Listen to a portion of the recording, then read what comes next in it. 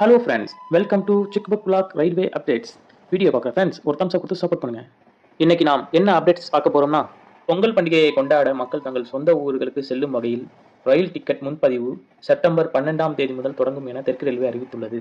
பண்டிகை நாட்களில் அதிக அளவிலான மக்கள் தங்கள் சொந்த ஊர்களுக்கு செல்வதுண்டு.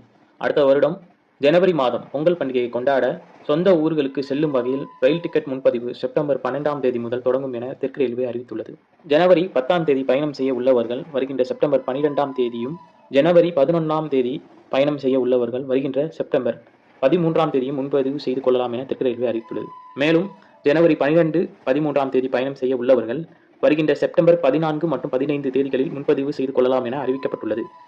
IRTC இணையதளம் மூலம் அல்லது நேரடியாகவோ முன்பதிவு செய்து கொள்ளலாம் என தெற்கு ரயில்வே அறிவித்துள்ளது. நன்றி. இந்த வீடியோ உங்களுக்கு பிடித்திருந்தால் லைக் பண்ணி சப்போர்ட் பண்ணுங்க ஃப்ரெண்ட். இந்த மாதிரி ரயில்வே ரிலேட்டடான வீடியோ பார்க்கணும்னா நம்ம சிக் புக் விலாக் சேனலை சப்ஸ்கிரைப் பண்ணுங்க.